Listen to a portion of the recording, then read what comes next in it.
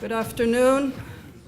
I think we will begin this afternoon's session, which has the very interesting title of the Arab-Israeli peace process, the missed opportunities. I don't know if that's going to mean a long session or a short session. And that may be a question that our panelists will answer as we go along. There are arguments or claims that there was a possibility of reaching an agreement, perhaps with the Egyptians in the 50s. I tend to think that it was virtually impossible to reach any agreement until after the Six-Day War, when there were some bargaining chips to put into the calculation. It may be that there was a very serious opportunity missed with King Hussein in the summer and fall of 1967. We, of course, often refer to Sadat's offer in 1971, which might have made the Yom Kippur War unnecessary. The Jericho Plan in 1974, disengagement with Jordan might have paved the way for the Jordanian option. I think we also could put into this mix the destruction of the Palestine National Front, the early two-state solution people in the West Bank who were deported or edged out in other ways. Palestinians are said to have missed the opportunity that was offered with the autonomy plan after Camp David I in 1978. And then there's the London Agreement between Shimon Peres and King Hussein, which may have been the last opportunity for the Jordanian option. Certainly, there are many other events that our panelists could mention going back into history, although they will be dealing with more recent events, possibilities, plans, and so forth. In any case, we'll be dealing both with Palestinian and Syrian and possibly even broader Arab peace initiatives or possibilities, Israeli negotiations. We'll begin with Syria, where we have a number of times and incidents of negotiation.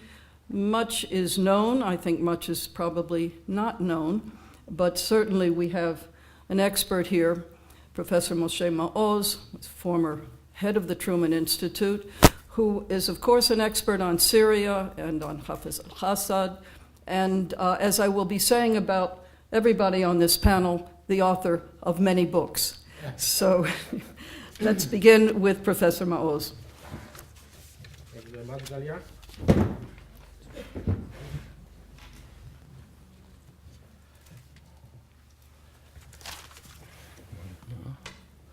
Good afternoon. The late Abba Iban used to say that the Palestinians never miss an opportunity to miss an opportunity. He didn't say Palestinians, the Palestinians. How about Syrians? How about Israelis? And missed opportunity, what does it mean, opportunity? The other day, Elie, Podhe and myself discussed it, and we decided we have to have a definition. What is an opportunity? And of course, what is a missed opportunity? And what are the criteria? Another thing which bothers me as an historian, sources. We don't have the whole information, documents, records, especially on the Syrian side. I tried, but for me it's a one-way ticket, and it's not worth it. But still, things can change when we have a full information. As far as I concern the Syrian-Israeli record or equation, I think it's very important to consider some variables, some criteria like readiness, maturity, or it takes two to tango. Not always this was the case. And in this case, in many of the cases, also a third one. This is the United States, which was involved in the opportunities, inverted commas, or missed opportunities. And of course, it's very important, speaking about readiness and maturity, the motivation of both sides, the interests, national priorities, constraints, various calculations, balance of power, and also the public.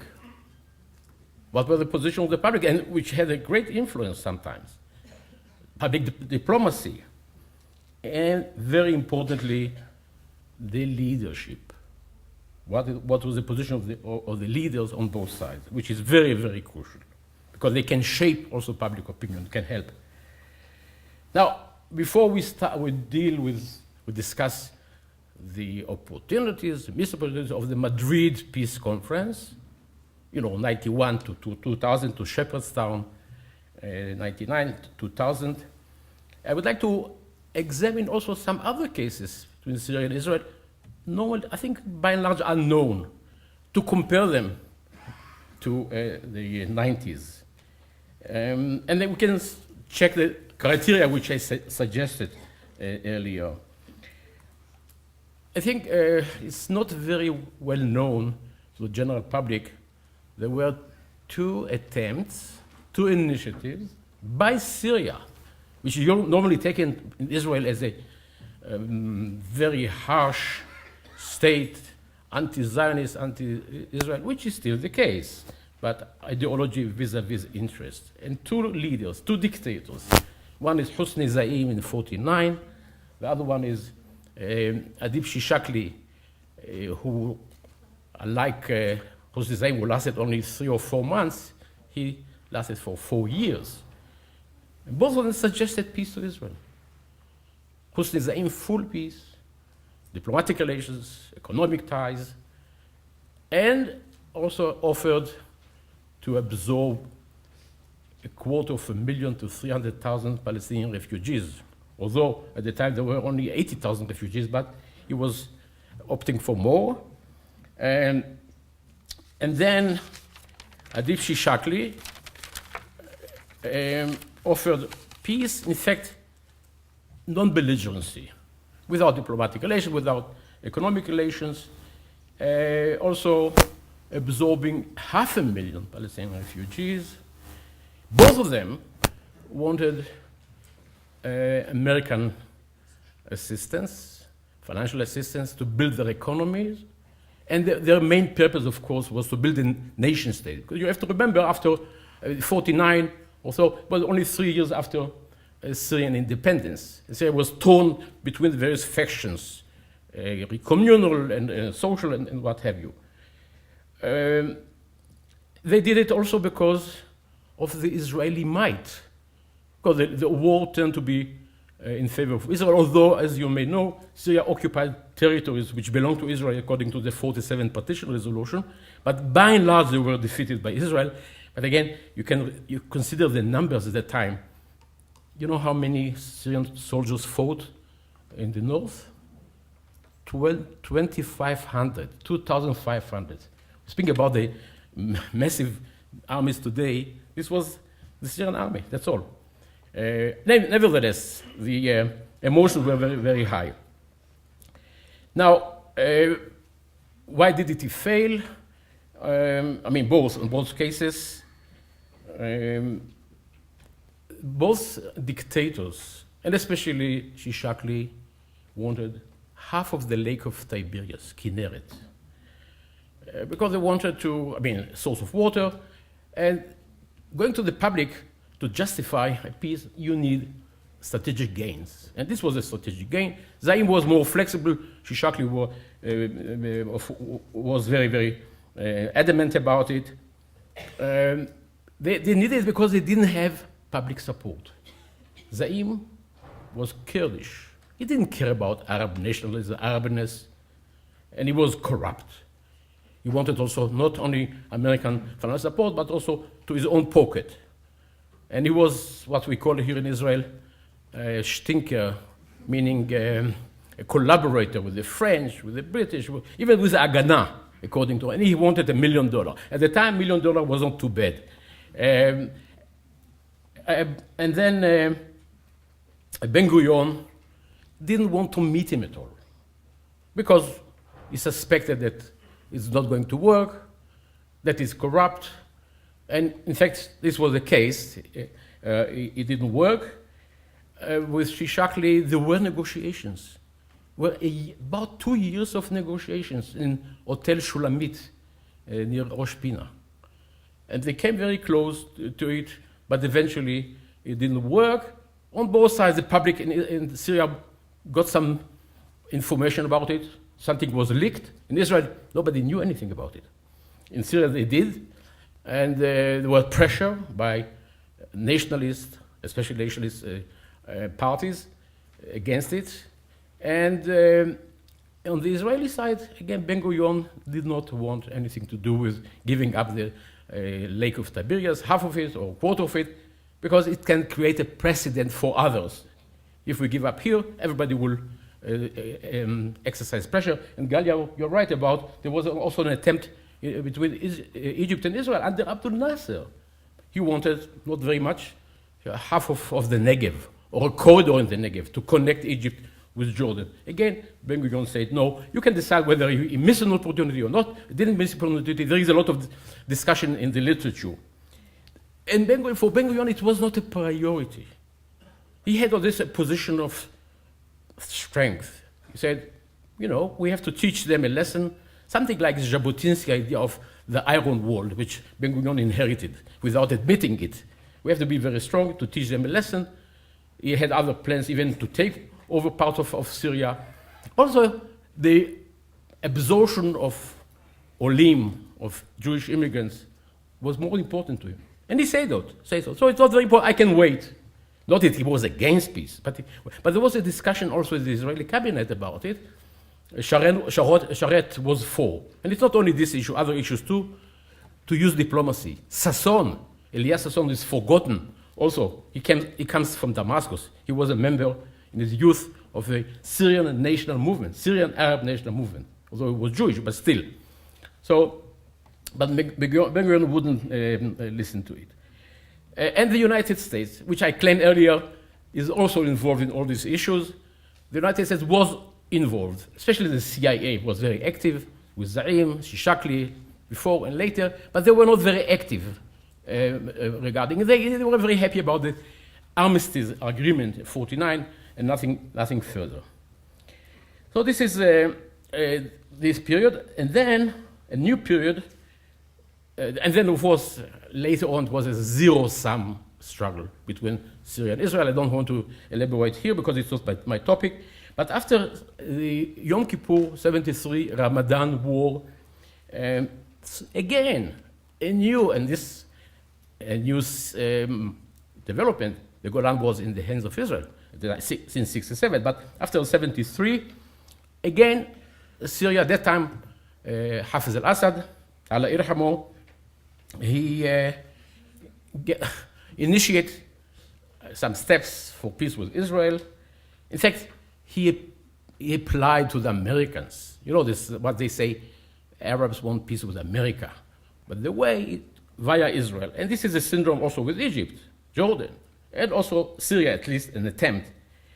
Why did it? Because of the defeat. It was a very bitter defeat, because initially Syrians won, they took over the Golan, Egyptians in Sinai, and then Israel defeated them very harshly, and this for them a lesson. That's it. I mean, we cannot eliminate Israel. We have to coexist, provided we have our territories back, and not the idea of destroying Israel. Ideologically, yes, as a dream, yes, but not effectually, just some solution to the Palestinian issue. But so this is a kind of a weakness on the Syrian part led them to this. Another issue which also directed the Syrians to seek a diplomatic avenue was the negotiations between Egypt and Israel, which led eventually to peace and left Syria in the cold. Another thing was the Lebanese Civil War, that Syria was involved, and again it weakened them. The only achievement at the time the Prime Minister of Israel was Rabin A. And the only achievement was he just ignored the Syrians' overtures, except for one which shows also pragmatism on both sides. The red line agreement in Lebanon to divide the spheres of influence in Lebanon between Syria and Israel, Syria in the north, Israel in the south, during the Civil War. And the Americans again, Kissinger, Syria approaching, as I said, America to help. Kissinger said no. Step by step, this was his strategy. First Egypt, then Jordan, maybe later Syria and the Palestinians. Carter, when he came to power, was for, as you remember, he was for a comprehensive settlement with Syria in it. But then, of course, Israel and Egypt undermined this strategy by making peace, the Camp David and so on. And then Camp David, at the time, Camp David, Mr. Begin, the late Mr. Begin, was the Prime Minister of Israel. He signed the peace agreement. You can see many pictures of him here with Sadat, our claim to fame, the Truman Institute. And he offered to Assad to join with Egypt to the peace treaty. And during the Camp David and after. And I somehow suspect whether he was sincere. Because 3 years later, almost 18 years ago, almost exactly, Begin annexed the Golan to Israel. And it's very hard to make peace having the Golan Heights. Many Israelis feel, also Begin and Shamir, I'll come to him later, peace with Syria, yes, peaceful peace. Golan, forget it. And so this was the approach of Mr. Begin, although after the annexation, he said that the annexation of the Golan, take the extension of Israeli law and legal system on the Golan, which is annexation in popular terms. He said, yes, but it's not going to block the possibility of negotiations in the future. And then in 82, if it's not enough, June 82, Israel invaded Lebanon and attacked Syrian troops without any provocation, which again is a sign what was the attitude of Mr. Begin. And then we come to this main issue, which is the Madrid process, 91 to 2000. And at that time, Hafez al-Assad stood vis-a-vis 5 Israeli prime ministers, Shamir, Rabin, Peres, Netanyahu, and Barak, vis-a-vis all of them. And again, it's really very interesting, intriguing. This was again not an Israeli initiative. Israel was against. I mean, for peace, yes, but not negotiating with the Golan. In a minute, I'll mention it. But there was a Bush 41, not this one. 41, the father, Bush Baker initiative for the Madrid conference, just after the war in Kuwait, and Syria was the first to join. And against their ideology, Arabism and what have you, and the Americans are imperialists, they joined American forces, at least token number, to fight the Iraqis in Kuwait, which shows you that interest, in some cases, in many cases, come first when it involves vis-a-vis the ideology, the pan-Arab ideology. Now again, why did he do it?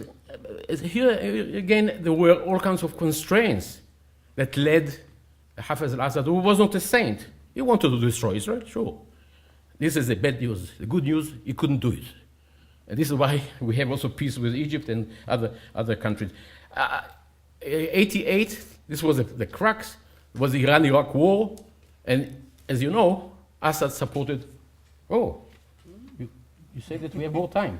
That's more time. More time. Okay, so I'll skip. Very quickly, Assad supported, Iran against Iraq. Iraq being the sister country, of course, but Iran is anti and non-Arab. And so the arms race between Syria and Israel also destroyed the economy in Syria. And Gorbachev, remember him, glasnost, perestroika, telling Assad, forget about the strategic balance with Israel, go for a strategic interest. And then Assad changed his course. He was ready for direct negotiations. Before, he was never ready, without preconditions, without Palestinian issue.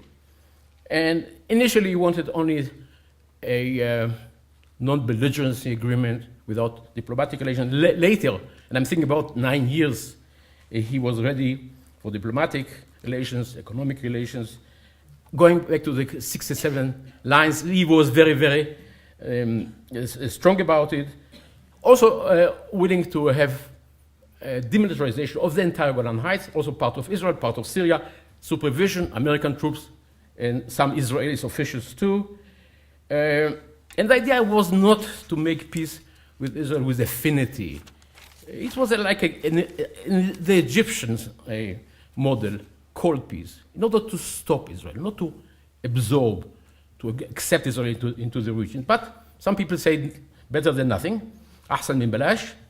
Now, it didn't work, and again, Yitzhak Shamir in Madrid, I never forget, he said, you want peace? Yes, you get peace. No Golan. Why? Because all these negotiations were based on 242 or 338, which speaks about territories for peace. And Shamir argued, territories? We gave Egyptians Sinai, which is a huge area. We owe nothing to the Syrians or the Palestinians. And I was very amused as an Arabist, calling him the last pan-Arabist in the Middle East. He looked at this in pan-Arab terms. Anyway, in 92, there was a change. For the first time, Rabin came to power and said that 242 applies also to the Golan Heights. And I'm not going to, since I have here the X, not going to bother too much. There was also an American involvement, very, very intimate American involvement, Christopher and Clinton. And there was quite a progress with many problems. I mean, an almost peace. You remember the pocket that Rabin gave Christopher to transfer to the Syrians. He did or didn't know. And also, he prepared, to some extent, the public. But then he was assassinated, and some people argue that if he wouldn't be assassinated, not by an Arab, by a Jew, he could have achieved peace because he was a leader. And then come Peres. Peres had a goodwill, but he made my mistake, in my opinion, he made a mistake by going to elections, early elections, and he lost. He lost to Netanyahu. Netanyahu continued through this cosmetician, Ron Lauder, head of the cosmetic company, Ron Lauder, and there were also some negotiations, willingness to give up most of the Golan, not all of the Golan. And then the crux of it is Barak, 1999, 2000. I was also somewhere involved. Almost a deal. Demilitarization, supervision, diplomatic relations, economic relations, water issues, and so on and so forth. The only obstacle was a strip of land in the northeastern tip of the lake, 13 kilometers long, a few hundred meters wide, and there was a compromise solution. I don't want to go into details, maybe later if you ask me questions. And Barak accepted a compromise solution, but then he changed his mind.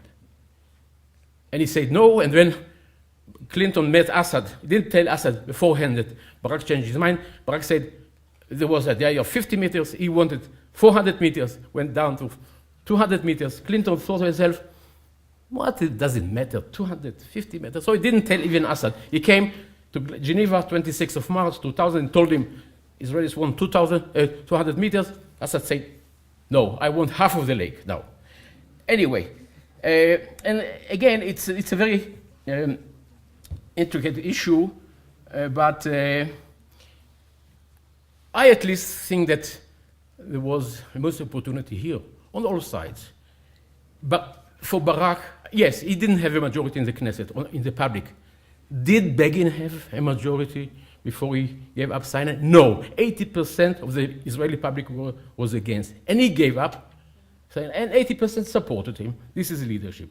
Although I'm not a great fan of Begin, but this was leadership. Barak was afraid of it, and the Knesset, and as I think Ataturk used to say, I don't care what the people wish, I know what they need. And I failed. Although some people say it's Ben Gurion. Doesn't matter. It's true. Now, just one quote from Clinton. Clinton was not anti-Israel, as you know. And he said in his book, My Life, if Barak made real peace with Syria, it would lift his standing in Israel and across the world. Indik, who is again not anti-Israel, is Jewish, say the same. Dennis Ross, the same. Uri Sagi, a general, not a professor, also says the same, that this was a missed opportunity. I think also Assad missed opportunity by being very stubborn about the meteors, and Clinton, but not bringing the two heads of them and knocking them one against the other. And if I have more time, I can speak about Bashar. But if don't, Go ahead. yeah, Bashar, okay. Now, my complaint is it was a weak leadership, especially on part of, I think it was a missed opportunity of Barak, because maybe it could have saved the Hezbollah and the 2006 war, as you suggested about Golda. I mean, who knows? And yes, the public was against. It still is against. Under Rabin, about 50% of the Israelis supported peace with Syria. I mean, with the Golan, giving back Golan. Nowadays, it's 70% against. Time of Barak, about the same. It did very little. It did something, not very little. Also, no public diplomacy, and here I blame the Syrians. The Syrians are cold fish. I mean, Israelis, you know, they are very keen to have Assad come to the Knesset, as Sadat did. Assad is not going to do it.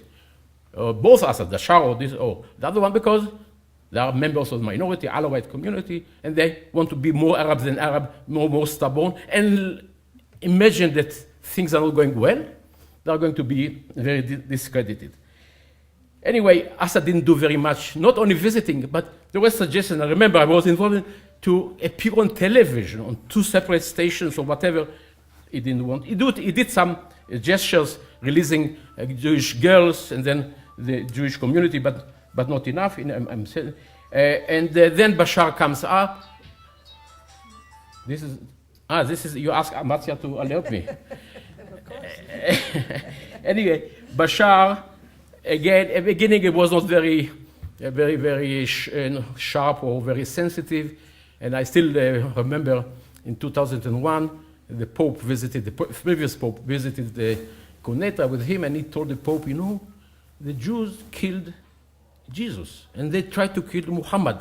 We have to unite together Islam and Christianity against Judaism. I never heard such a great idea.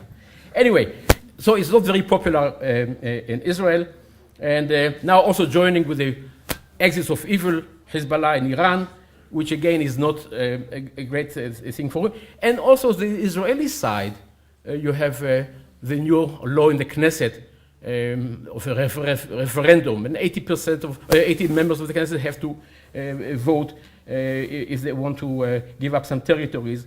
And Netanyahu maybe is not very keen to do it because he didn't stop this law, and maybe he will do it in order to deflect the attention from the Palestinian issue. These are the bad news. The good news, if there are good news, the Israeli military establishment is for it, for a deal with Syria. And I assume also involving the Golan. It's not so much because of Syria, because of Iran, which is a danger, and Iraq too. And there are all kinds of efforts by America, by Saudi Arabia, now with Lebanon, to try and pull out Syria from the axis of evil. Israel will have to pay with the Golan, no doubt about it. There will be other conditions. On this happy note, thanks.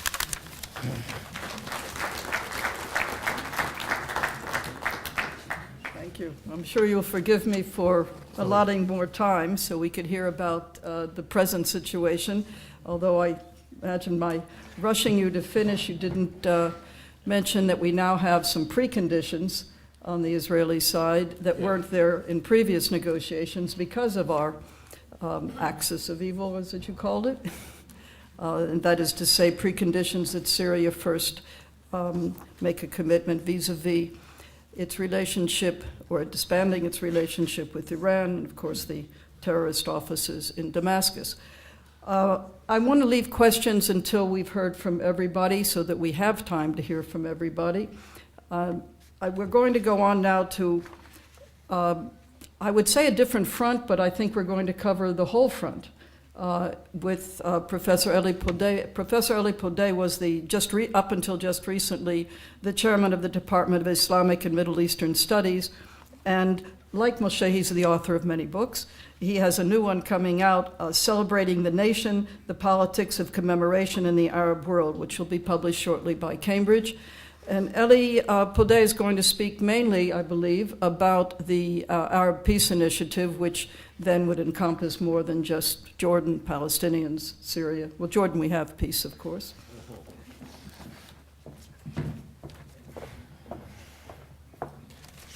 Okay, thank you, Galia. I think that you now have a problem with every one of us who would like another extra 5 minutes. So we should negotiate that already now, I think. Don't forget my previous profession. I'll talk about Bashar as well. It's a very... Okay.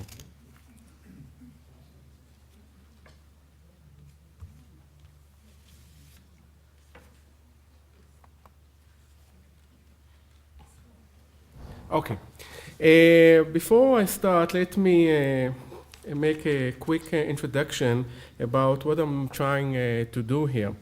I've been teaching the Arab-Israeli conflict for quite a while, and especially when we discuss the new historians, the material that was published in the last 10, 20 years, the new Zionist historiography, many of the what we call revisionist historians, they quite often use the term missed opportunity, usually referring to Israel, Israel missing an opportunity to reach a solution, compromise, a peace treaty with the Arabs. Now, the thing is that I would say not most of them, all of them, use the term missed opportunity without really defining what does it mean. I mean, what is a missed opportunity? And therefore, it's very easy to say that, but how you prove that? And here, I think there is a problem. And the problem is that, mainly for a historian, how you investigate or how you show or how you talk about something which didn't occur, which didn't happen. It's an alternative history. It's a what if happened or what would have happened, and counterfactual, what it is being called in political science. And that's obviously it's very difficult to do. Some would say it's impossible. So if it's impossible, don't even start to do that. But so therefore, let me say that, first of all, this is an intellectual exercise to begin with. But secondly, I would say that I'm trying to make out of it also an academic issue. I mean, try to see whether we can develop the issue academically. And what I've developed is, maybe this is a big word, a strategy, but what I've strategized is, let's try and, first of all, start from a course with the students about missed opportunities in the Arab-Israeli conflict, and to discuss with them the range of options. I'm giving it this year to MA students, and we are discussing something like 20 episodes in the Arab-Israeli conflict, and basically we are talking about the history. But then at the end we are trying also to evaluate to what extent there is a missed opportunity here. And then to move and write something. I've just completed an article on the very same issue that I'm talking today, which is the Arab peace plan and the Israeli response, trying again to see it from whether to what extent it was a missed opportunity. And then eventually, hopefully, it will be a book as well. I will just mention in a brief that also Galia Golan, sitting here, wrote a book on peace plans from Madrid to disengagement, which I use as well in my course. So you are an important source as well. Okay, so let's now begin. And first of all, obviously, we'll begin with the definition. Now, we don't have very many definitions. In fact, we have none almost, except for this one by Deborah Larson. She's a political scientist. And as you can see, she defines a missed opportunity in the following way. A missed opportunity for agreement is a situation where there was at least one alternative that the parties to a conflict preferred or would have preferred to non-agreement. Missed opportunities refer to what might have been, to possibilities that for one reason or another were never realized. Not all failures by states to reach agreements therefore qualify as missed opportunities. In the first place, both sides must have wanted an agreement. Second, one must show how changes in a set of historical conditions might have led to a different outcome. If structural constraints such as the balance of power, incompatible objective, the deep-seated influence of the military-industrial complex, and so on, then perhaps there were no lost possibilities.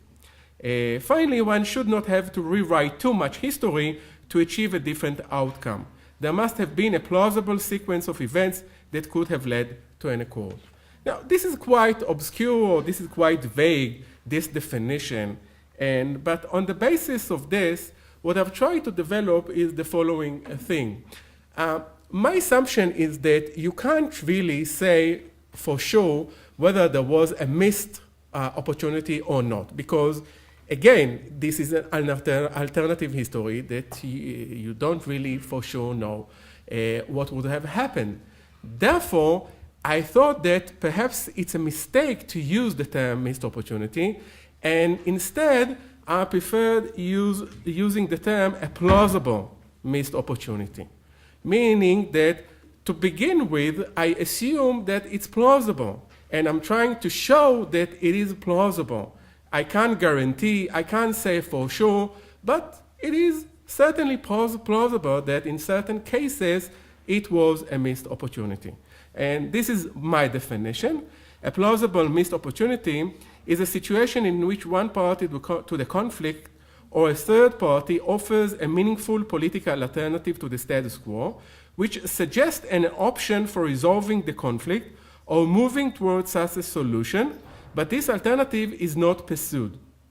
A binary dichotomy between a missed and unmissed opportunity is likely to exclude historical episodes that can be seen as plausible in retrospect.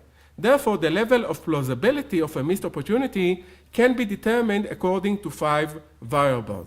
So what I'm suggesting is that you don't have necessarily to say there was or there wasn't a missed opportunity, because it's a kind of a continuum, and there is one extreme and the other extreme, and in most cases you are somewhere in the middle. And how in the middle you are, it depends on the variable that you analyze in each case study. I suggest here 5. 1, the existence of a historical opportunity occurring as a result of significant event that creates a basis for the emergence of an alternative. It means that you have to identify such a moment. Second, the attractiveness level of the offer. That is, to what extent the offer constitutes a change in the current position, and to what extent is the incentive attractive to the offered party. Third, the response of the offered party, what kind of response you get, because if you get a complete negative response, you don't pursue it. 4, the level of the legitimacy which the political leadership enjoys, allowing it to advance new and occasionally unpopular initiative. And finally, the history of past interactions between the parties to the conflict, which influence the level of trust or mistrust existing between them. Okay? Now, when we talk about the Arab Peace Initiative, there is a distinction between 2 terms. Now, I'm not going to go into it because I don't have enough time, but I want to make it clear. The Israeli politicians and the public in general, they are confusing between 2 terms, the Saudi and the Arab. And these are 2 different things. And the Saudi initiative wasn't really a Saudi initiative. It was an interview which Crown Prince Abdallah gave to Tom Friedman, and in it, on the basis of it, an article in the New York Times was published and was given different ideas. That was the Saudi initiative. On the basis of it, there was the Arab peace plan, which came sometime later. Just a minute. Oh, okay. No, now I have to go back.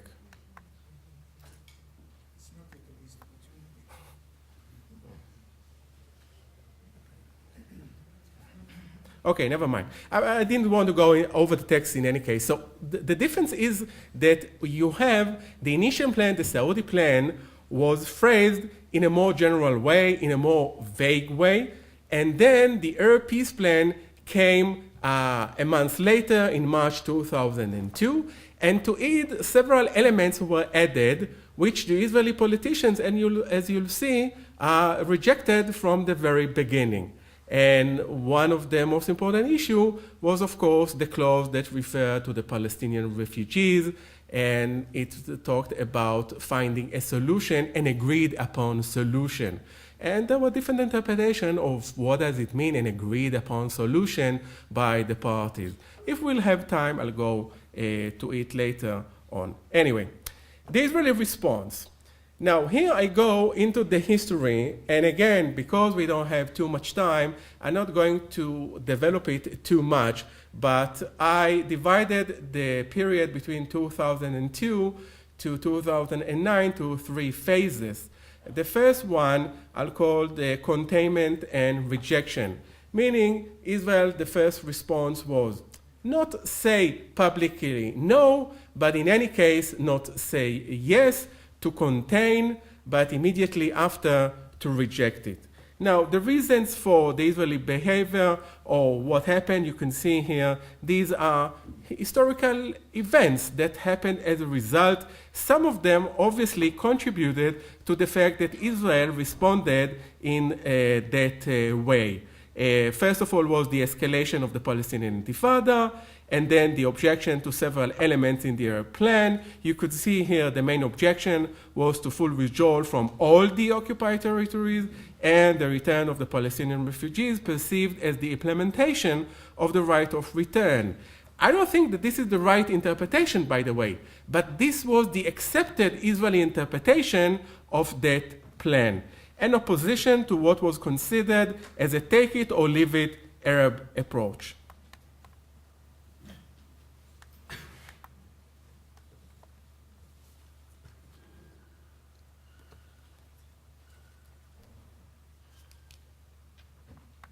This is always a problem with PowerPoint presentation.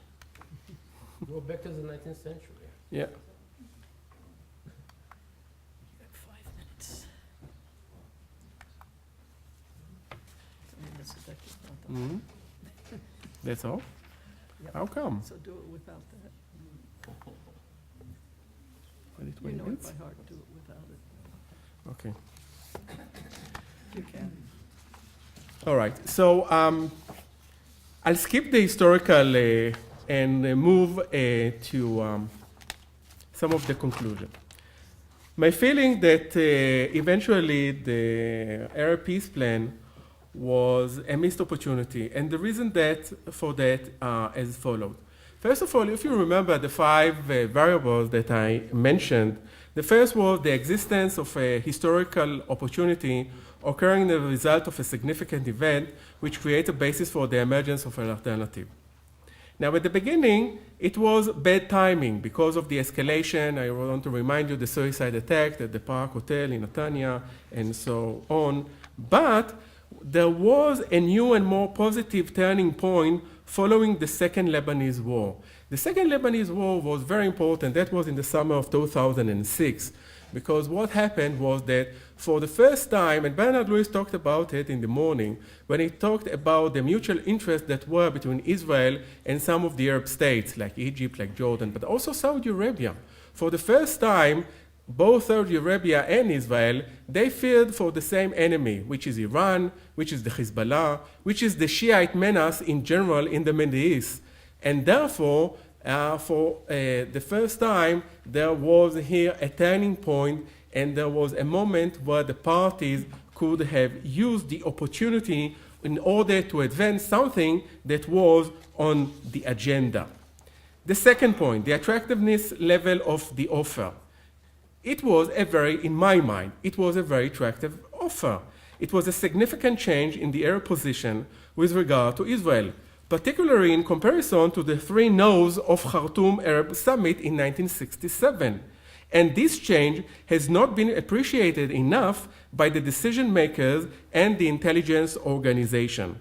I would even say more than that. It was a mega incentive. Mega incentive was a term that was invented by a student of mine, Danny Bar-Tal, who is sitting here, and he just completed his PhD. He wrote about the importance of submitting or suggesting a mega incentive to the other party, an offer that you cannot refuse. That was a kind of an offer, and it was a mega incentive offered to Israel with full Arab and Islamic recognition, signing peace and having normal relations. The price Israel is demanded to pay is high: full withdrawal from all occupied territories, including East Jerusalem, and an agreed upon solution to the refugee problem. It's a vague statement that can be interpreted in different ways, but by and large, I feel that was attractive. Third, the level of legitimacy. I was talking about that. Here there was a major problem. The level of legitimacy. Because Sharon enjoyed from wide popularity and legitimacy, but was unwilling to promote the Arab peace plan. His successor, on the other hand, Olmert, who was more willing to advance the plan, suffered from a serious legitimacy problem. Still, he was not fully committed to it and saw it as an instrument to advance his talks with the Palestinians on the bilateral level. Fourth, the response of the offered party. At no point Israel formally responded in a way that will encourage or serve as incentive for the other party to offer further measures or open direct or indirect negotiations. In fact, the Israeli government has never formally discussed the issue. Never. The Knesset had only one debate, and it was dedicated to another issue, and the Arab peace plan was brought by Yossi Sarid and other members from the left, but nobody in the Knesset, or certainly in the government, has decided to bring up the issue in order to get a formal position. And finally, the history of past acquaintances between the parties to the conflict, which influenced the level of trust or mistrust existing between them. Here, what I can say, mistrust between Israelis and Palestinians following the collapse of the Oslo Agreement and the outbreak of the Second Intifada. That's correct. But as a result of one of the reasons was why to promote the Arab peace plan, because it was a vehicle, a convenient vehicle to bypass the Palestinian track, which was suspended or blocked. On the other hand, no previous contact with the Saudis, who had a double image in Israel. On the one hand, a primitive society governed by Islamic codes of behavior, and a kingdom that financially supports Islamic jihad. On the other, a respectful image of King Abdallah as a moderate and pragmatic Arab leader.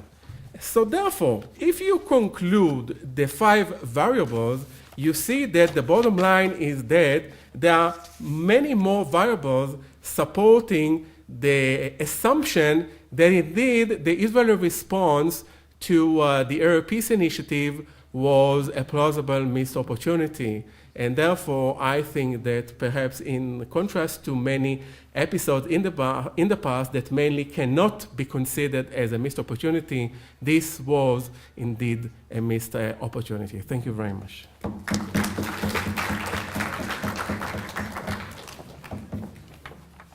You put that into past tense. They actually have reaffirmed the Arab Peace Initiative a number of times, so hopefully it's not necessarily a moot point still today. Also, you mentioned the word mistrust, and in speaking with people or trying to understand why Israel did not respond to this offer of end of conflict and normal relations, one of the answers I have received on a number of times from politicians is you can't trust them. You can't trust the Arabs, you can't trust the Saudis, which I think is a perfect opening for our next speaker. Because Professor Danny Bar-Tal is from the psychology department of this other university. School of Education. Say that again? School of Education. The School of Education. In this university that I didn't want to mention, Tel Aviv University. But Danny Bar-Tal is also the preeminent political psychologist, certainly in Israel and internationally, who has spent a good deal of time and many, many pages of print dealing with the psychological obstacles to conflict resolution and also psychological openings for conflict resolution. So I think there's no better person to speak about Israeli attitudes And the title of his talk is Psychological Barriers to the Israeli-Palestinian Conflict Resolution in Israeli-Jewish Society. I would like to say that it's really fortunate to a large extent that we have interdisciplinary meetings.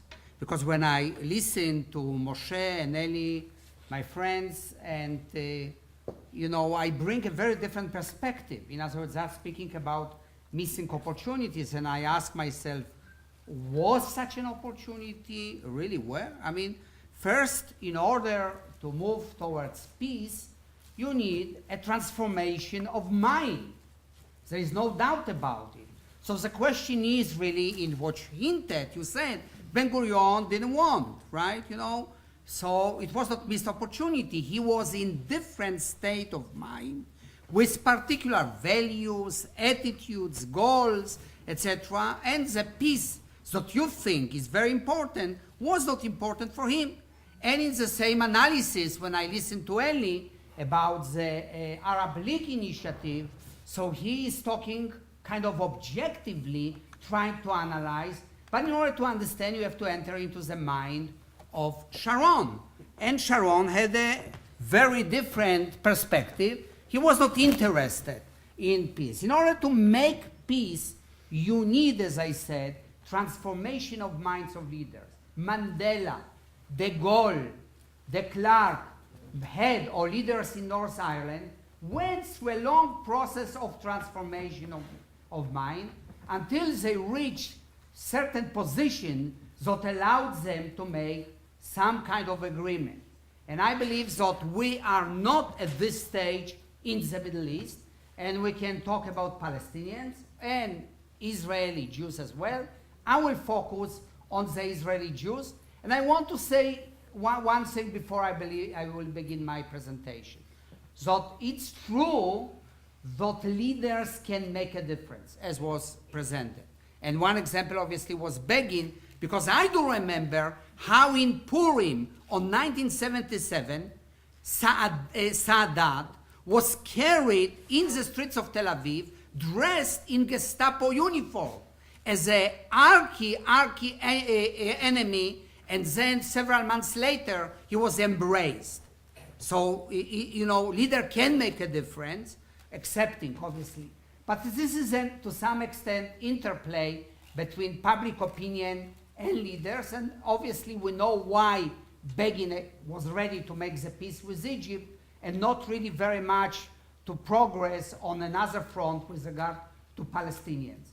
So what I want to talk with you today is to explain a little bit what are the psychological barriers with regard to the resolution of the Israeli-Palestinian conflict on the Jewish-Israeli side, and obviously a parallel analysis can be done with Palestinians. My basic assumption is, right.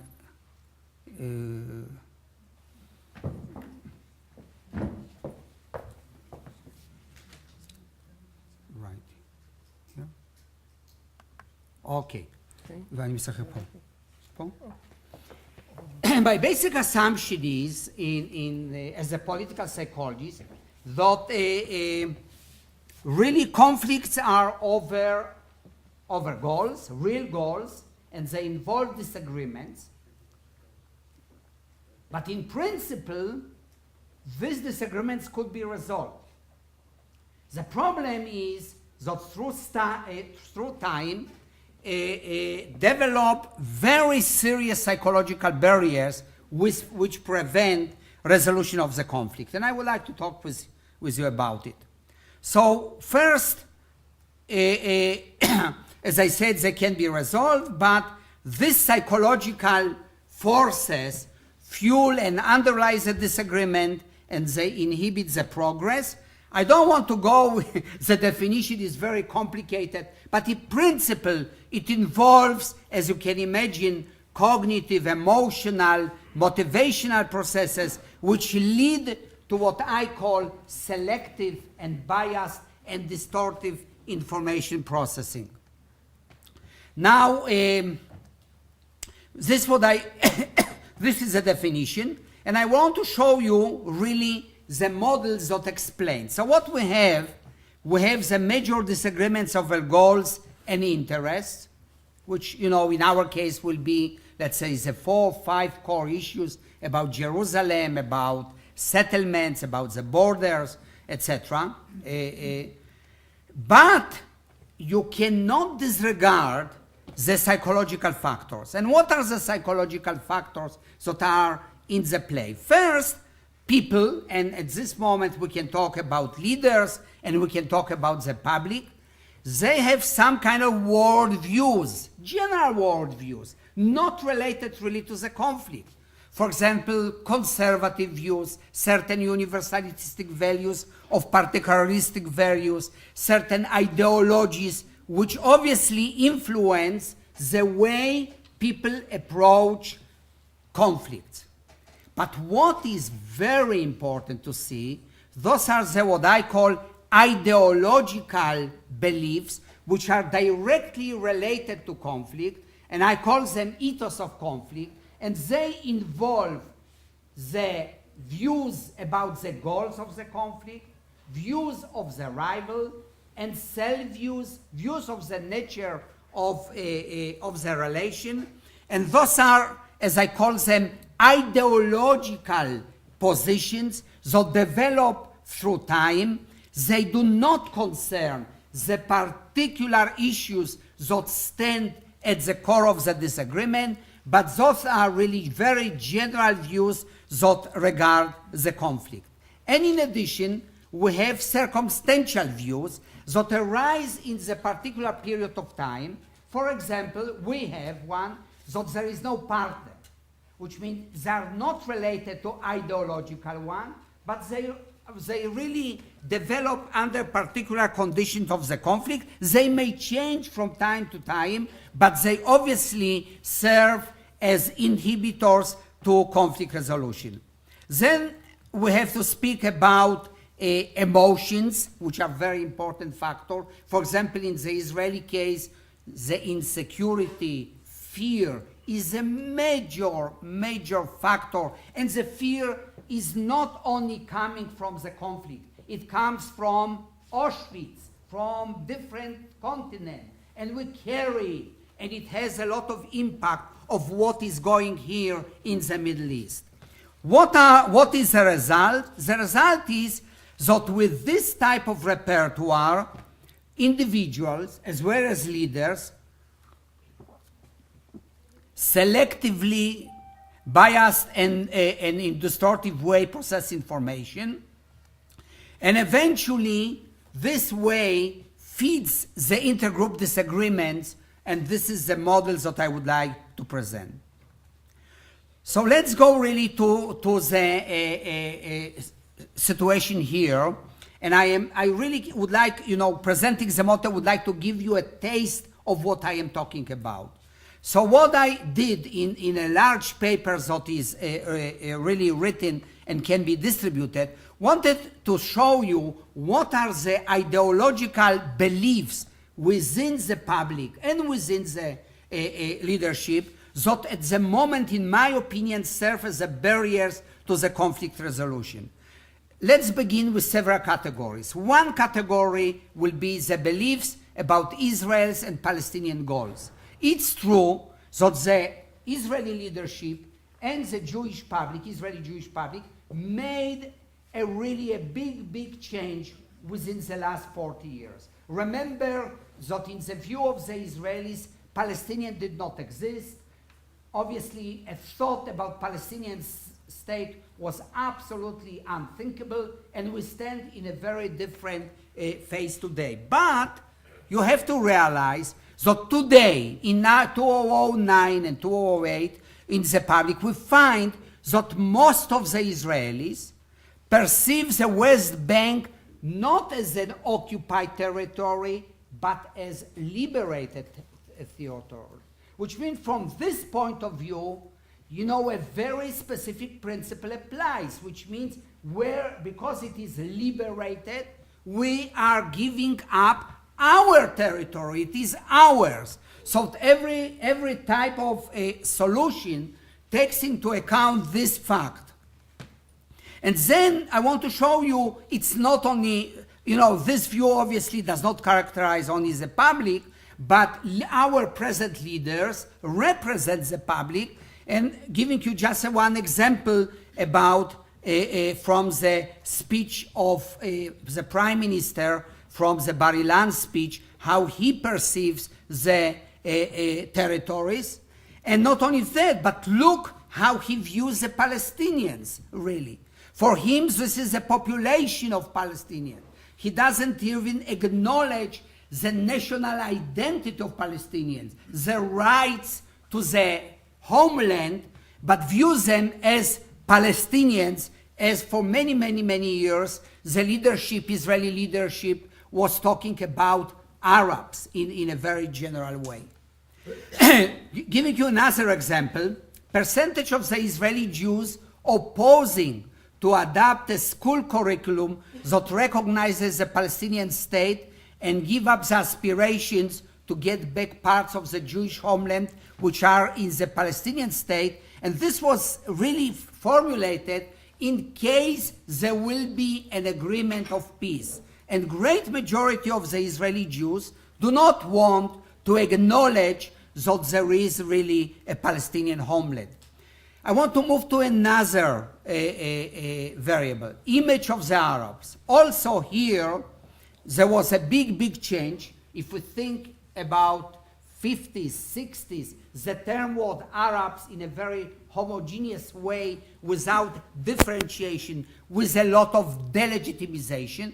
In 90s, there was a change, but what we witnessed since 2000, there is an increase in negative perceptions of Palestinians and Arabs. For example, while in 1997, as you can see, only 39% described Palestinians as violent, as 42% as dishonest. You know, this number climbed up in 2000, and I believe that it climbs up. I want to tell you in a very general, following the public opinion of the Israeli Jews is really through the polls done by Yehuda Ben Meir or other sources, you find that there is an increase in negative perception of Palestinians. There is an increase objection to Palestinian state after a certain level that reached. So those are really examples. Again, giving another example, 77% of the respondents thought that the Arabs and the Palestinians have little regard for human life. 79% agreed with the statement, so dishonesty always characterized the Palestinian and the Arabs, which means we are returning back to the 70s. And what we find, very similar views in the party's platform.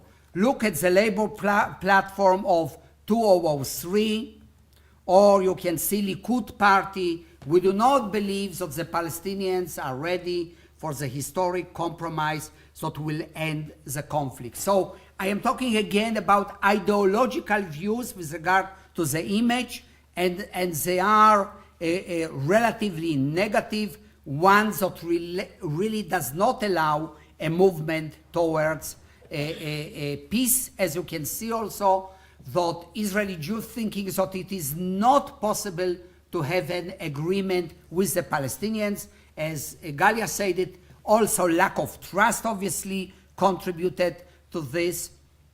At the same time, Israeli Jews believe that they are victims in the conflict. 80%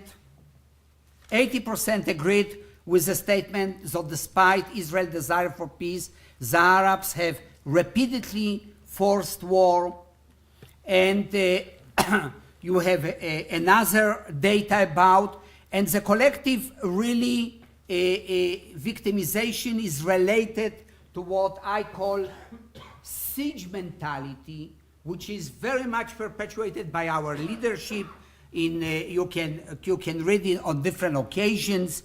Our leaders, president, prime minister, press, repeats again and again about the existential threat, about the threat that from other countries, that this or anti-Zionism, anti-Semitism of other countries, which is well absorbed by Jews, and it comes obviously as a complementary and to some extent as a contrast to the perception of Arabs, the very positive self-collective image.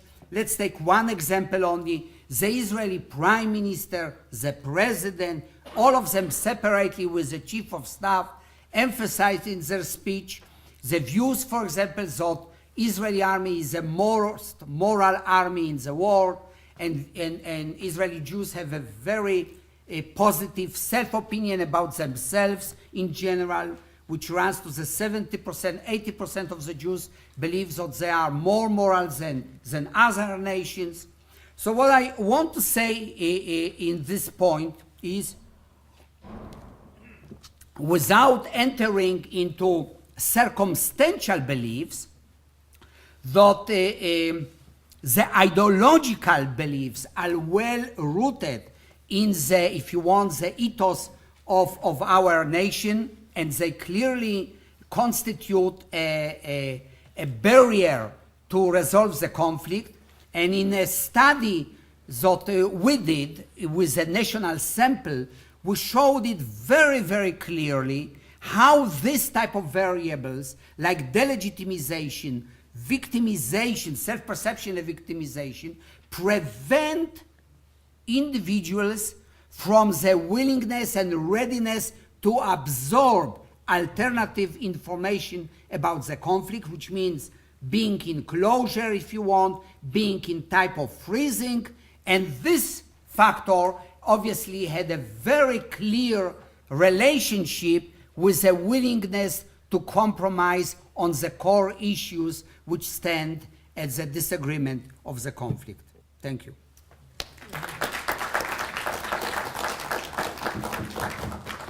We'll continue with attitudes amongst the Jewish public in Israel. Our next speaker is Dr. Alexander Yakobson. I'm sure that you have read him in the press as well as many of his articles and publications. He's in the Department of History here at the Hebrew University, and his topic is the peace process as perceived by the Israeli public from a slightly different point of view.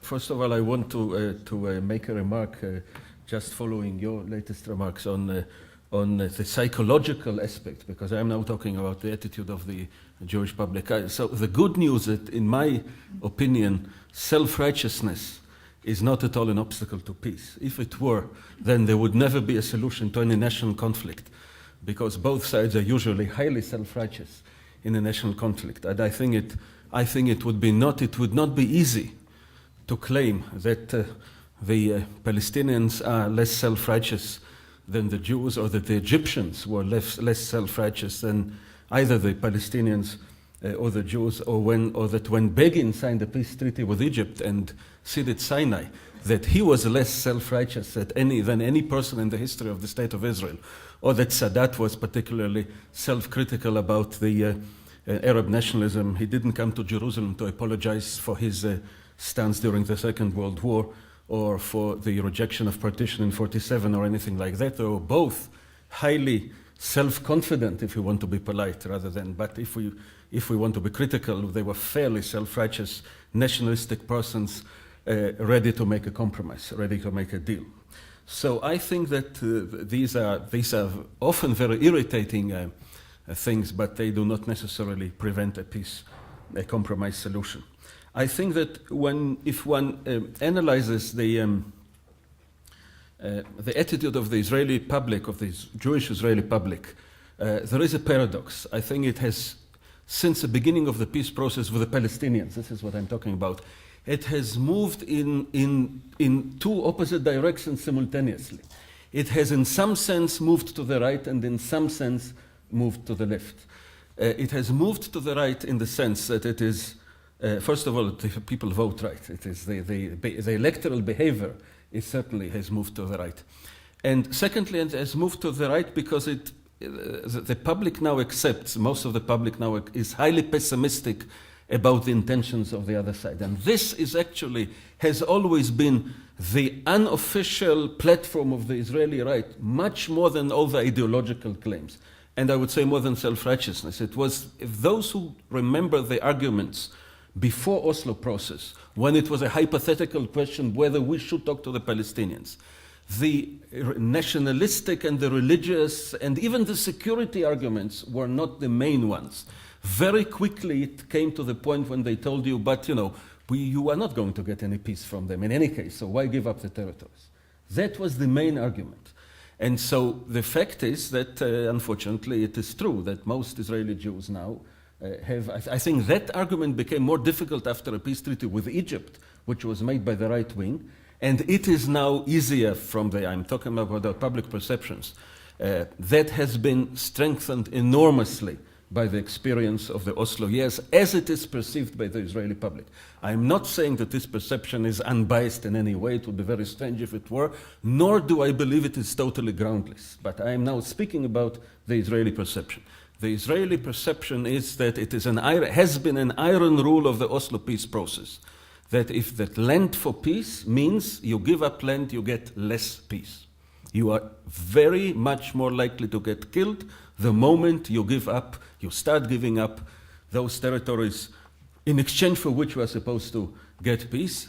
And it is immaterial whether you give them up as part of an agreement or unilaterally, because those things follow both scenarios. It is immaterial whether you give them up after under a right wing or a centrist government, or even a left center right wing government. This is what will happen. And then you will be blamed for it in any case. This is how the Israeli public perceives it. And when Qassams fly over the Green Line, following the withdrawal from Gaza, over the Green Line, never stopping for a second, crossing the Green Line and falling on that part of the Green Line. And when Qassams, not just Qassams, but much more serious things, used to fly over the international boundary in the north, then people say land for peace is a joke. It's not ideologically wrong, it's a joke. It's not serious. And this is, I think, the main obstacle to getting the Jewish Israeli public vote, for example, for a government that would give a more positive answer to a more positive answer to the Arab peace plan. I will get back to it. Now, I think that it has to be acknowledged that when Oslo agreement was signed, when the Oslo Declaration of Principles was signed, and when people saw this handshake between Rabin and Arafat, however hesitant Rabin was, everyone knew that when you shake hands with Mr. Arafat, it is about creating a Palestinian state, although it was not written in the agreement. Everyone saw that. Everyone understood that. Those who supported Oslo did not support it because they did not believe it would lead to a Palestinian state. And the polls said then that an overwhelming majority of the Israeli public supported that. There was, I think, 67% of the Israeli public. That must have included a very large part of those who had voted for the right wing, with all their ideology, and with all their fears, and with all their prejudices, and with all their self-righteousness. The moment they felt that there was a real chance for peace, that was Oslo. By the time Rabin was assassinated, most Israelis were saying that they would vote for Netanyahu when there were polls, because the result of the Oslo agreement was, or at least a result that you can argue about, what followed the Oslo agreement was the worst period of terrorism in the history of the State of Israel until the Second Intifada. You were never more likely to get killed than in that spring of the peace process following the historical handshake. And then there was the Camp David offer and its failure and the beginning of the Second Intifada, all very controversial events that we have argued and will continue to argue about them, but there is no doubt that when there is an offer of a Palestinian state and a Palestinian capital in East Jerusalem, and it is turned down, and it is certified by the President of the United States that Arafat then at Camp David lost an opportunity. That was Clinton's assessment. Certainly it is the assessment of the Israeli Jewish public. And then that was followed by what it was followed, and then came Gaza and disengagement, and the answer to the question, what will happen if you really go back to the green line itself all the way and remove all the settlements in that area where you did it. What will follow? What followed was exactly what the right wing was predicted that would follow. Now, exactly on the same day, on the day that the IDF left Gaza, the first Qassam fell on the Israeli side of the border. By the way, it was fired by Fatah, not by Hamas. At that time, the Hamas were keeping ceasefire, and different, not the Fatah, one of the armed groups within the Fatah who were fighting each other, fighting us, and fighting the Hamas simultaneously. And then they blamed us for losing the election, because they went to an election while fighting on those three fronts. So that also, of course, created the impression that land for peace is maybe it's a good idea in theory, but it doesn't work with the Palestinians. Now, on the other hand, the good news are, from the viewpoint of the peace process, that when people are asked, and this is up to now I've been speaking about the moving to the right and the reasons for it, but as for moving to the left, people now say overwhelmingly, there is a clear absolute majority in the polls that they accept a Palestinian state. Moreover, I saw at least one poll in which people were asked not whether you accept a Palestinian state, but whether you think it is a just demand on the Palestinian side that they should have a state. Whether you think that the Palestinians have a moral right, a moral claim to a state. And there was an absolute majority of Israeli Jews saying yes. In the same poll, an absolute majority of Israeli Jews said, do you think that having got that state they will stop fighting? The answer was no, fighting will continue. But there is an agreement not just to make a political compromise, but there is now a greater than ever acceptance of the legitimacy of the idea of Palestinian independence. On Jerusalem, which is, I think, the only major issue on which the polls now tell you that there isn't a majority for an Israeli concession, but now there are more than 40% of Israeli Jews. I think some of us here remember very well what it meant being in favor of partitioning Jerusalem, even after Oslo started, how marginal this readiness was then, even in the center left.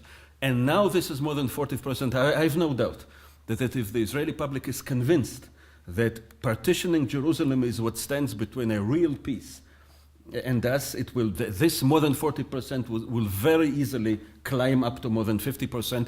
This 40% is in a situation where most people are convinced that this will not lead to peace. And of course, Jerusalem is an emotional and a cultural issue. So there is no reason for many people to say we are willing to do that until they are really convinced that there is a good chance for peace. Now, the major area in which the Israeli public is, I think, as all publics in this situation are biased, and they do not sufficiently give to themselves account of the Israeli contribution to the present situation, is settlements. There is no doubt about it. I think the Israeli public has never understood what it means for the Palestinians, the settlements and the continuation of the settlements during the peace process. Exactly as the Palestinians never understood why Israelis so strongly object to having buses blown in the middle of Jerusalem or in the middle of Tel Aviv at the height of the peace process. They never accepted that. But I think that it is true that on our side, if the Israeli public they know there is a problem, they do not start to appreciate the gravity of the problem as far as the other side is concerned. On two issues I want to mention. One is the Arab peace plan, and second is Syria, particularly the Golan Heights. The Arab peace plan, Elie, does not, the quotation is of course correct, but you stopped in the middle of a sentence. The Arab, I am recalled, never mind. The Arab peace plan says that there should be a just and agreed upon solution to the refugee problem on the basis of the United Nations General Assembly Resolution 194. This is the basis. It should be agreed upon, not just between the two sides, whatever they agree upon, but the basis of the agreement is provided by the 194. The 194 says all Palestinian refugees, all refugees, by the way, who want to return to who wishing to do that and willing to live in peace with their neighbors, and who wish to come to their homes, to return to their homes, should be allowed to do that under the earliest practical opportunity. Now, that has always been interpreted as by the Palestinians a right to return to Israel and not to a future Palestinian state, which is obviously part of any deal. And I have to say that this is a very reasonable interpretation. But whereas 194 in itself as a United Nations General Assembly resolution does not create a right of return, because all United Nations Assembly resolutions are merely recommendations. So that is not a right of return. When you put this formula in a peace treaty, which is what is required of us, then there is a right of return under the international law. If you accept by a binding international agreement that the peace treaty will be based on 194, then, in my humble opinion, then you have committed yourself to a return of Palestinian refugees. And then you do what the Palestinians are asking us to do. First, accept the principle of a right of return to Israel, not to a Palestinian state as Clinton supposed, but to Israel. Then we will discuss the details. I think this is from the Israeli viewpoint a non-starter.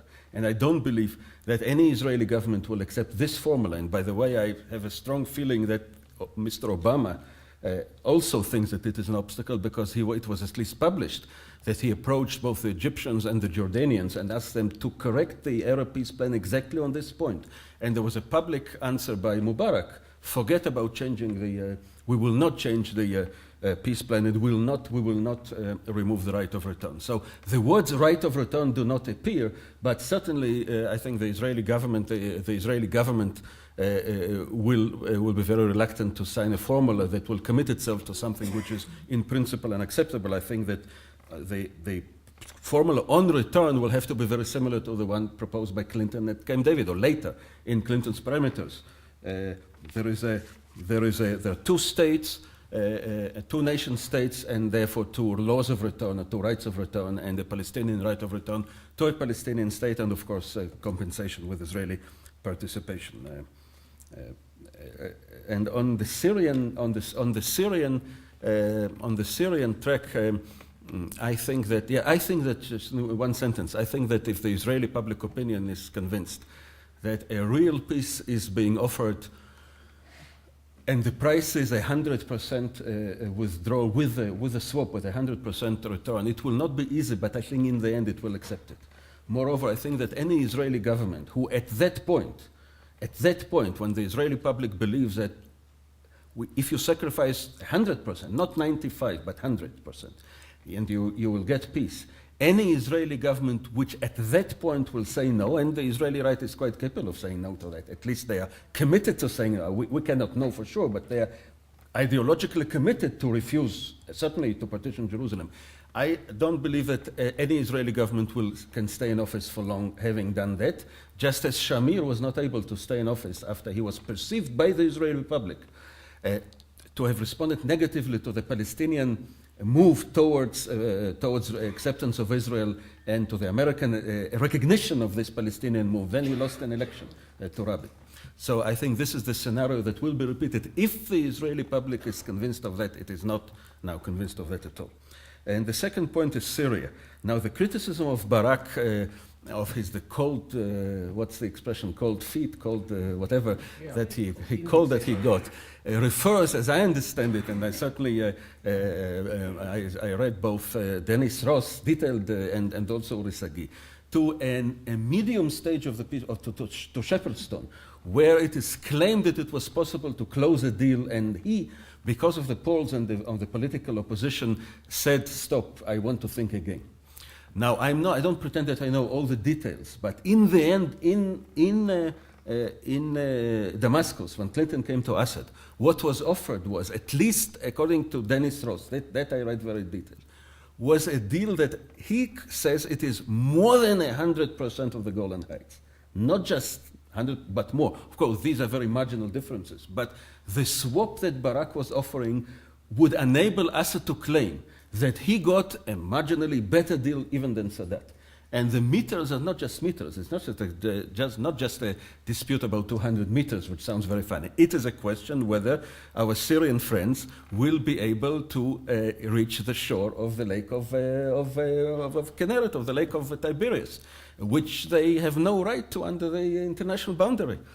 They are not demanding in claiming this part of the shore of the lake They are not demanding to put an end to the Israeli occupation of the Golan Heights. They are demanding to have the Syrian occupation of Galilee, of a small part of Galilee, restored. And where exactly on the shore of the lake? So it is not a trivial matter. So at that point, there was an offer of 100% or even marginally more than 100%. And Uri Sagi says, after blaming Barak very severely for a previous stage, he said, then in Geneva, in the end, a fair deal, a reasonable deal was offered to Assad, but by that time, according to Uri Sagi, he was too busy dying, more or less. He was beyond the point where he was willing to make a deal. So I think that Barak may very well have missed an opportunity to move forward at a former stage. But I think in Damascus, at a meeting between Clinton and Assad, there was the Syrian president, the late Syrian president, missed an opportunity to sign a peace treaty in exchange for the entire Golan Heights. I think the last phrase that the Israeli public will be prepared to accept a deal of 100% on the basis of the international boundary. This is not what the polls tell you today, but if it becomes a real chance, I think it's doable. Including the wine? Pardon? Including the wine? Including the wine.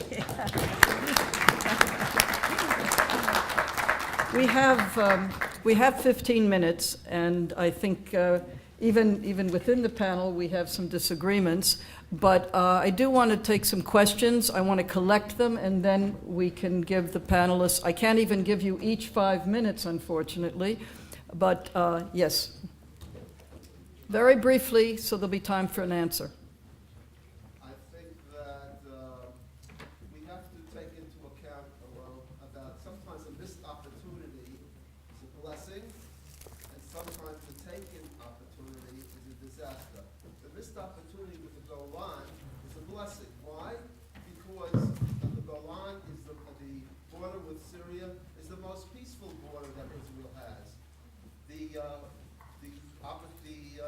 decision taken to withdraw from southern Lebanon that Barak made was a disaster. Can we have a question there then? A question. First, I want to. No, we don't have time, I'm afraid. Why? Okay. Just a question. Why why are people advocating irrational, insane policies that are bringing disasters to Israel, such as the withdrawal from Judea and Samaria will also be a disaster? Okay, so we'll leave that for our Syrian to answer.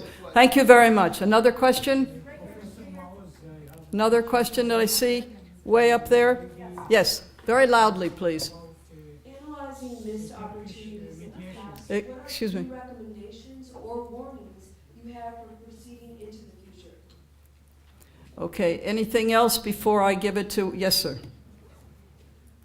I'd like to ask the panel, since you talked about the psychology of the Israelis, there are Israelis who have certain psychological fears, and maybe some of it may be based. I'd just like to ask you if it's based on the history of what has happened in the past over the centuries, that any agreement, any treaty with a non-Muslim can be broken at any time that it's advantageous to the Muslim side.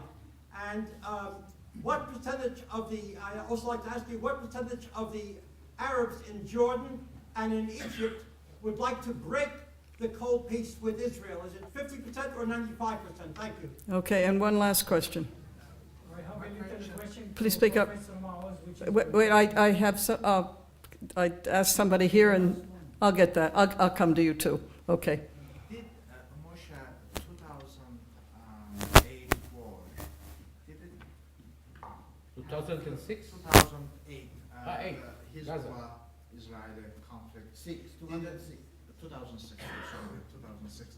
Did it help to make Israeli public more insecure? Because I read an article that after 2006 war, Israeli public, because of the result of the war, became more insecure. Therefore, they are less willing to invest in peace.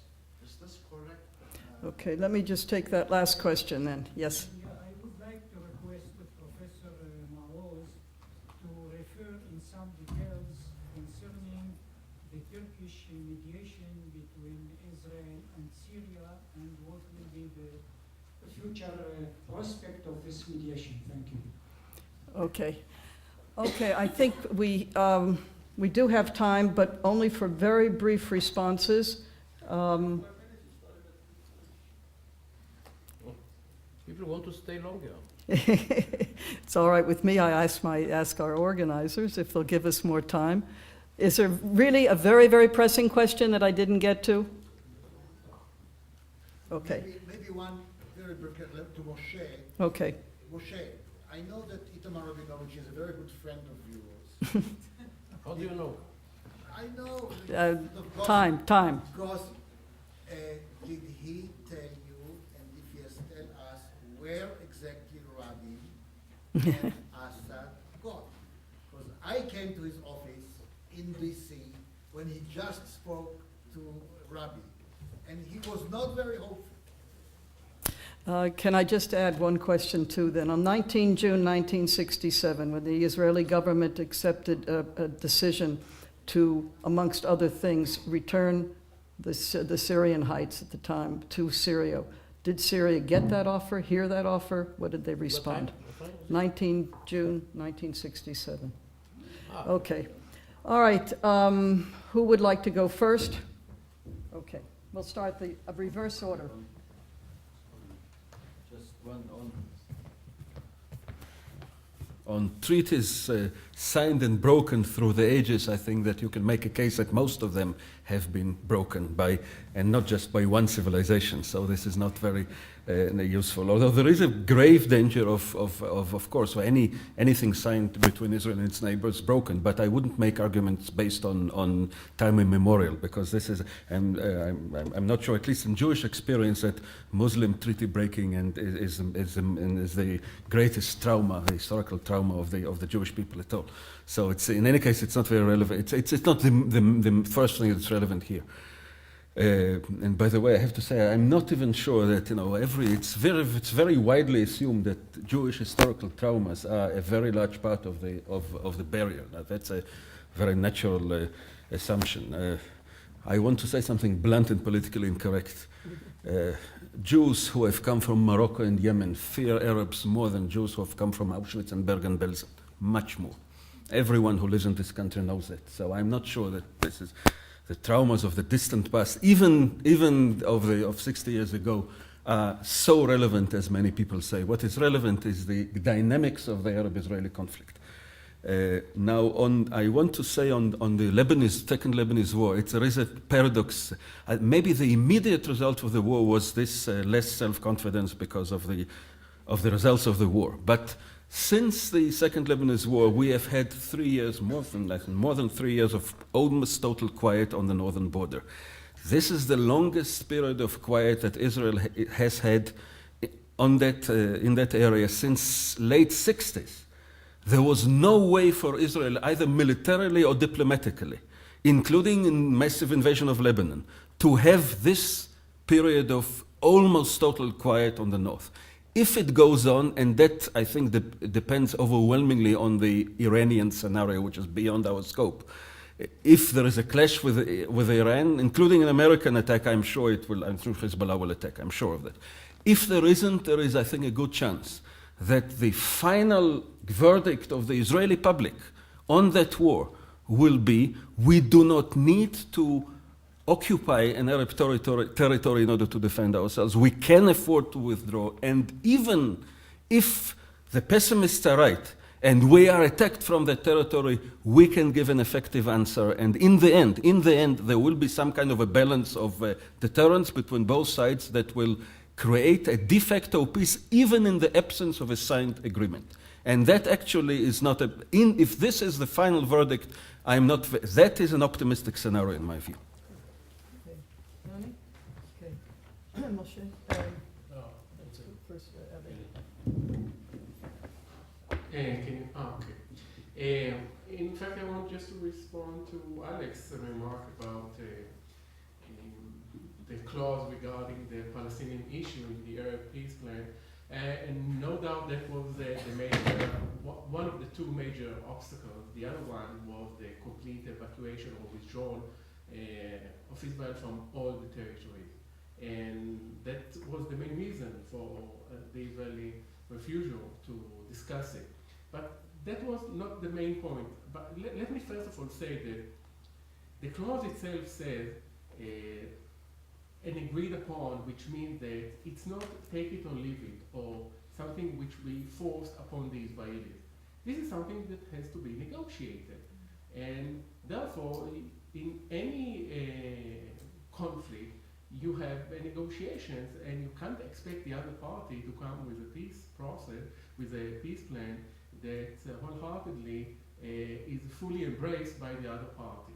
And I also want to remind you, read Marwan Mouashar's book. I mean, he was the foreign minister of Jordan at that time. In his book, The Arab Center, and he's talking about what a big quarrel or debate they had in Beirut regarding that specific clause, because they wanted to phrase something that will be appealing to the West, to the United States, and to Israel, and that's why they came up with the agreed upon solution. It was not appealing enough, but at least they asked or they suggested it. But that's not the main point I'm trying to make. What I'm trying to say is that Israel should not have reacted as a take it or leave it proposal. Israel should have said, this is the beginning of a process, and I'm responding in a way, saying I'm accepting 1, 2, 3, but I'm rejecting perhaps that or have certain reservations. I mean, obviously you can't really accept the plan as is, but once you responded, and then that's why I said one of the parameters or variables was the response of the offered party. There was no response. But if there was a response saying, we're accepting in principle, or we're accepting with certain reservations, at least we could have said, okay, fine. So that was the main point. And I think that from this perspective, it was a missed opportunity. We could have at least tried to move forward and throw the ball at the Arab court again. This is what Peres said. This is what Peres said. Yes. Now I'll start with you. You're right. After '67, the war, Israel unanimously, including Mr. Begin, offered Egypt and Syria peace, withdrawal to the international boundary, provided there is security in the Golan Heights, flow of water, and apparently, according to the story, the Arab rejected it. But I don't know if Igal Kipnis is here. He made a study about it. I dug also in the archives. This proposal was given not to the Egyptians, to the Americans. And according to some evidence, they never transferred it forward to the Syrians and the Egyptians. But it was a very, very generous one, and then Israel went back on it. Except that with Egypt, we wanted to keep Gaza, but never mind. Begin was very much about taking Gaza, Yeah, yes. the offer to Egypt was without Gaza. Yes. But anyway, go ahead. Anyway, so I think also it was Dani Bar-Tal mentioned that if I say that it was a missed opportunity before '67. No, I also alluded to it that with the Imi Shishakli, it didn't work because they demanded more than Ben-Gurion was willing to give. And I mean, Avi Schleim argued that it was a missed opportunity. I disagree. I agree about maybe Barak, and here I disagree with you because the compromise offer of the Syrians was they are not going to be on the water, away from the water, 15 meters from the water, although they will have something in Geneva. Anyway, one of the issues that also related to what Amatzia asked about Rabbi and Assad, we don't have full information. We have all kinds of evidence, but we don't have the text, so it's still very vague, and it gives us an opportunity to continue working. Otherwise, what could we have done? Now, Turkish mediation. Yeah, it was a Turkish mediation between Syria and Israel, and Olmert advanced quite a bit regarding this trade. We don't know exactly how much. He also did it with the Palestinians more than any other previous Israeli leader. The question is whether it was not a lame duck at the time. And also, the Turkish mediation, with all due respect, and I respect it very much, it's very natural, wouldn't count. What counts from the Syrian point of view, at least, American mediation. Because American mediation means that the United States can guarantee the decisions that Israel will implement, plus financial help. So this is I think we are talking about it now also to transform to American mediation. Turkish mediation was indirect. Now, Hakan, you asked me about 2006, the implications in Israel. As you know, I choose to study Arab and Islamic studies. Jewish issues are too complicated for me. You can ask Bar-Tal about it. What was the response in Israel? And I assume that the response is that Israel at the time lost its deterrence. I mean, so many missiles fell in Haifa in the north. This was quite disastrous. And of course, now Israeli leaders brag, no, it's quiet. There was never peace and quiet like that. But for the time being, Hezbollah was not demolished. They don't keep the 1701. They continue to arm themselves to the teeth, and they're waiting. And this is an extension of Iran. And here it comes to this question: if we can, it's a disaster to make peace with Syria. I'm very, very jealous of people who are very sure that this is going to be a disaster. I'm not sure. I'm more skeptical. Maybe, maybe not. And after all, 5 prime ministers, Israeli prime ministers, who were willing to give up the entire Golan Heights for peace. Many prime ministers and generals. I mentioned it. The security establishment in Israel, the chief of staff, chief of intelligence, even the Mossad now. Everybody wants it. The question is not only Syria. It was quite peace and quiet in Syria from '74. It's Iran. It's Hezbollah. This is the issue. This is the issue. Syria itself is not so important vis-a-vis the border issue. And then somebody mentioned, I think you mentioned, oh, you cannot make peace with Muslims. I'm very tired of it. I mean, you cannot make peace with anybody if this is the case, because wars start also from the situation of peace, whether it's Muslims or Christians and so on and so forth. Unfortunately, the peace here is not a reconciliation, unfortunately, based on balance of power, on interest, on all kinds of factors, but it can be sustained by creating interest on both sides. For example, with Syria and Jordan and the Palestinians, water issues. We are short of water. If we establish some regional project of water, this can work. Fighting terrorism, which is also, I think, a threat to the regimes themselves. And here, somebody mentioned earlier, which is very important. I think Bernard Lewis mentioned it. We have an alliance, potential alliance with the Sunni Arab countries vis-a-vis the Shia threat, because this is a threat also to their regimes. So it's not a matter of changing the ideology. The Arabs are not going to change the ideology, unfortunately, but they change the strategy. And this is enough. What is the alternative? To fight all the time? No. Well, I think on that point we can close. I want to thank everybody, first our panelists and our audience, and we will be back here tomorrow morning at 10:30. Thank you very much.